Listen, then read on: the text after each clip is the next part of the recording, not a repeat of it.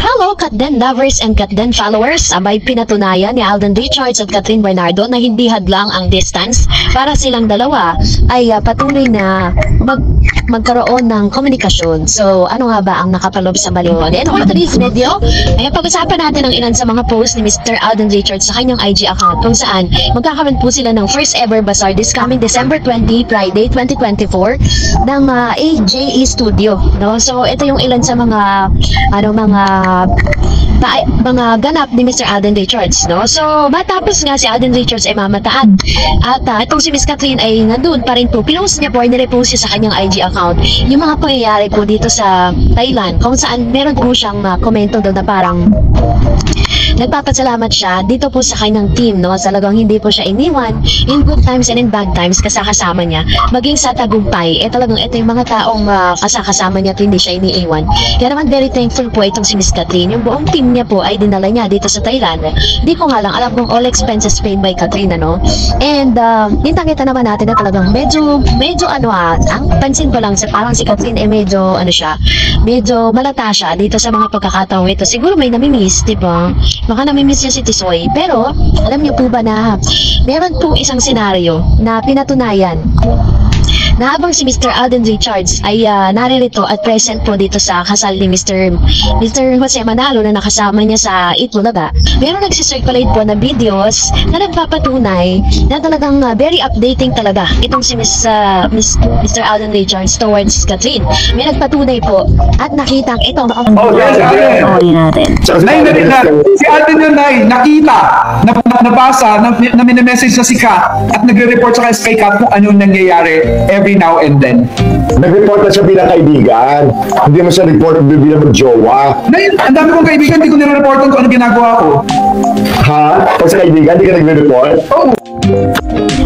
According po dito sa isang bardagula na parang isang live video, no, ni Jobert Sokal dito at nung isa sa mga nakakasama niya ng live ay meron pong nakarating na news na parang nakita po ay naspatan itong si Mr. Alden Richards na nagchat-chat at ang kanyang kachat ay walang iba kundi isang Catherine Bernardo.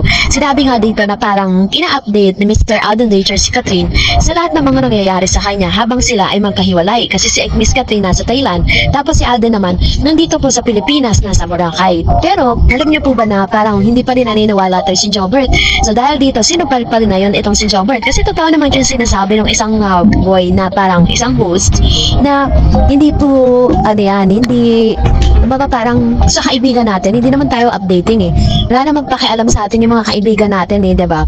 Pero kung talagang yan ay karelasyon mo, every now and then, is i-update mo yan, diba? And isa sa mga nagustuhan ni Miss Catherine Bernardo kay Tisoy is very updating talaga siya sa lahat ng pagkakataon, sa lahat ng oras, ina-update nga lagi si Miss Cat.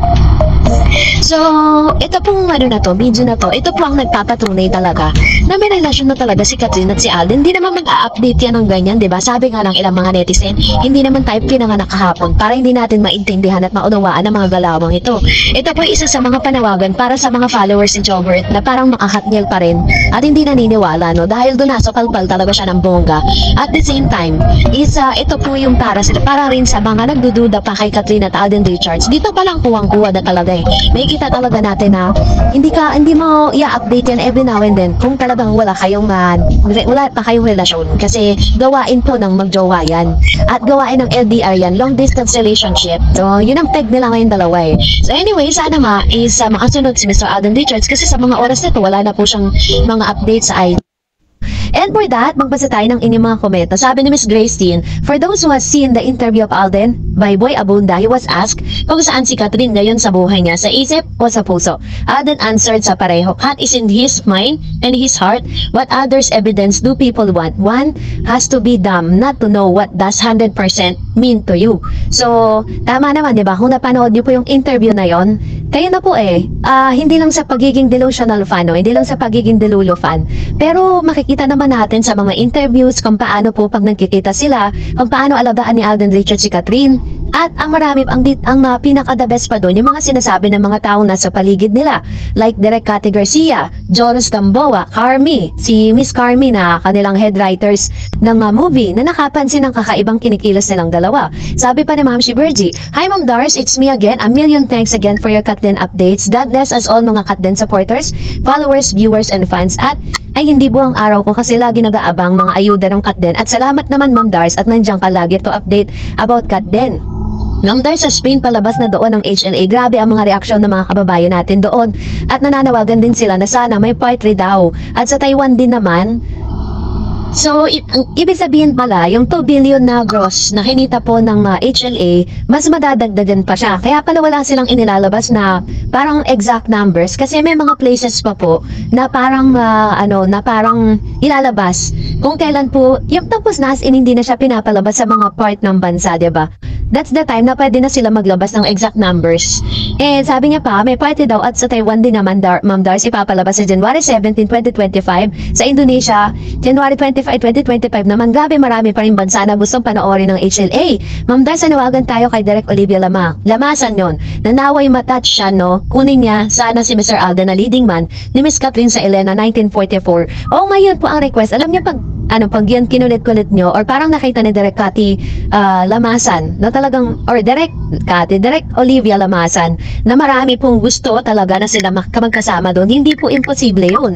Sabi po ni Miss Nelia Shiple, naku, wala kayo pala dyan kay Jobert Sokal dito. I-rest yun na yan. When it comes to Katden kasi, makakat niyan yan si Jobert.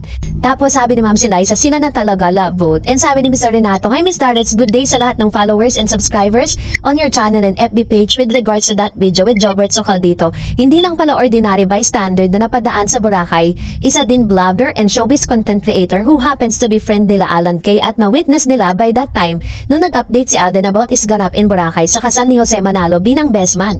So, kaya po talagang ang bilis mag-spread out ng news kasi content creator kasi siya eh. So, most of the time, talagang, parang na-observe niya yung mga bagay na yon. So, in a separate video, kinantsawan si Jose ng isang regalo Gucci boxer short na bigay daw ni Alden. Merong sumabat at sinabi hindi daw si Alden ang bigay doon, kundi yung bridesmaid. Kasi daw, makukuripot si Alden at makunat pa sa sapin-sapin. Grabe nga ng tawa ko, narinig ko yung usapan nila sa video. Pero video ko napili ko i-share na video. Ayun, salamat Sir Ren ha.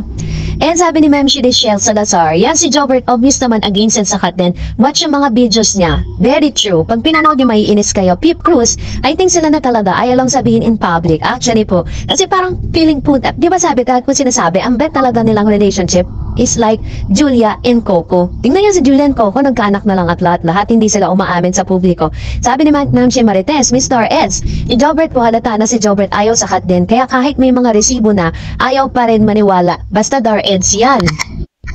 Yan ang gawain ng magjowa, hindi friends lang kasi po di na natin yan, which is true, 'di ba? Tayo po mga nasa edad na, 'di ba? Alam natin yung mga galawang ganyan. Pero kung nagustuhan mo